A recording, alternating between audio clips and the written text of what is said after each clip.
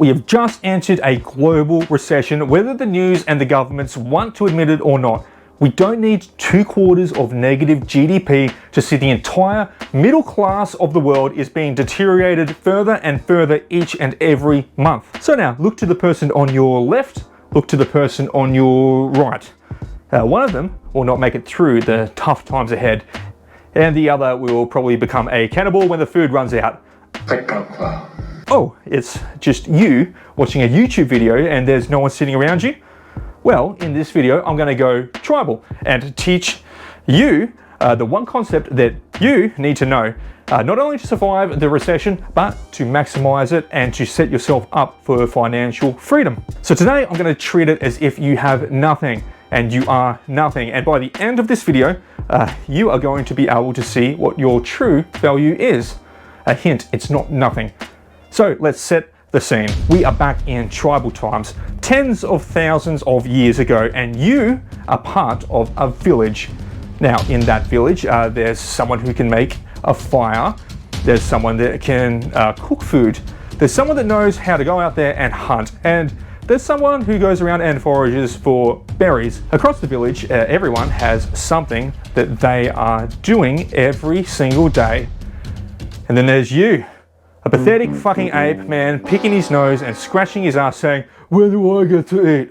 Everyone else in the village hates you because the village provides value to you, but you do not provide anything of value back to the village. But because they're nice people, they keep you alive. But as soon as that long cold winter comes in a few years, when the food is almost out and resources are low, make no mistake, you will be the first one to be cut off and left to starve to death. I'm gonna start a new tribe. It's gonna be 10 times better. There's gonna be 10 times more dancing and fun. It's gonna be called Muscle Tribe of Danger and Excellence. Now, let's replace the village with modern society. Let's replace a long cold winter with an economic downturn, like a recession, which we're just stepping into now. So those who provide little to no value to society are going to be left behind.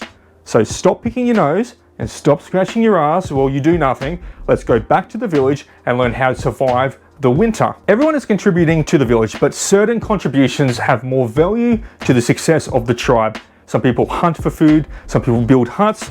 There is a myriad of things to do, and some require more complexity or skill than others. Your role is to now start learning skills, not on the focus for yourself, but on the focus of skills that can help and improve the village. So a selfish skill would be something like skimming stones. You might spend hours each day skimming stones across the lake, getting better and better, and no one can skim stones better than you, but that skill provides no value back to the village. It doesn't help anyone else and it does not improve anything. So in the modern world, what would a valueless skill be that doesn't help anyone or improve society? Video games would be one of them. And shut the fuck up before you start drilling on the professional gamers make hundreds of thousands. Yes, they are the absolute top fraction of a percent in a specific niche, but their skills aren't just video games. No, they've learned and developed skills in communication, in marketing, in branding. They've learned skills in public relations. These days, many are playing in university esport teams, and they've had to learn skills to study and to get good grades just to get into college in the first place. That's before they even apply for the teams. So, that's not you. No, that's not you. You were sitting around smoking cones, eating Doritos off your belly while playing Spyro the Dragon. So let's go back to the village. You need to learn skills to help and improve the lives of others. The more value you can provide to the village, the more the village will reward you. Go watch the fire maker. Go learn how they set up the fire pit. Go watch the person who cooks the food and see what ingredients they use. If you want to go and learn both these skills and can make the fire and now you can cook the food, suddenly you are more valuable to the village. Come that long winter, why keep the person who can only make the fire fed, and why keep the person who can only cook the food fed when they can just keep you who can do both? Your value to the village or society is directly proportionate to your skills. Your wealth and your success are directly proportionate to your skills. If you have no skills in life, I can guarantee you now that you will not be successful, and you will be a miserable fuck sitting around in Reddit comments and in YouTube comments just fucking complaining about everything, saying it's not fair. How is this fair? This is bullshit. I don't fucking like it. And you'll pick your nose and you'll scratch your ass and do fuck all. Every wealthy and successful person has got there from skills that they have learnt and refined over time. So, your focus should be on learning skills that benefit and help society, so society can reward you in turn. Now, luckily, you can start to learn all these skills just by reading about them, and we have the most powerful tool in all of mankind's history to start learning skills here now. The internet. Yeah, that thing where you watch videos and go, "What are you doing, step bro?" That can also be used to watch videos to improve your life. Yes, multi-purpose. The more skills you learn that aren't selfish and have a productive output, the more valuable you become.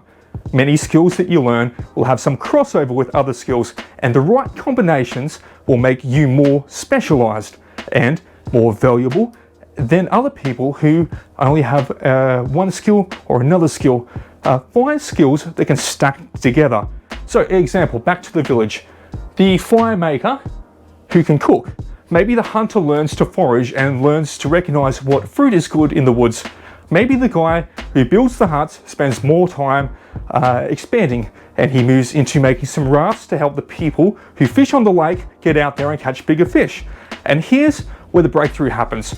Eventually in life, you will learn a skill where you have a natural aptitude towards it. Once you find that skill, what you need to do is you need to double down. You need to triple down in refining it. That is where you will skyrocket forwards in success and in wealth and even in happiness, because you're doing something you're good at. But to get there, you need to keep picking up new skills and to keep refining your existing skills. You won't find what you're good at or what your calling is in life if you don't put yourself out there in the first place and dedicate time to learning new things. So here's my question for you. What skills do you have right now? I want you to go and write them down, piece of paper. What skills do I have? Write them down and then practice them, refine them, and then go and learn another skill and write it down on the paper. Become a lifelong learner, and then when you do find that one thing you excel at, latch onto it and work on it, build that skill and support it and take it as far as you can. The people who will survive and thrive in the recession that we're stepping into are the people who are continuously learning new skills to adapt. While the others are shutting down, you will be upskilling to adapt. Recessions are the time in histories where the most millionaires are made, and the guy picking his nose and scratching his ass asking, "When do I get fed?" is not going to be the one with the skills to act on opportunity. So who are you going to be? The first person to get cut from the village in the long cold winter ahead? Or are you going to be the most valuable and the last man standing?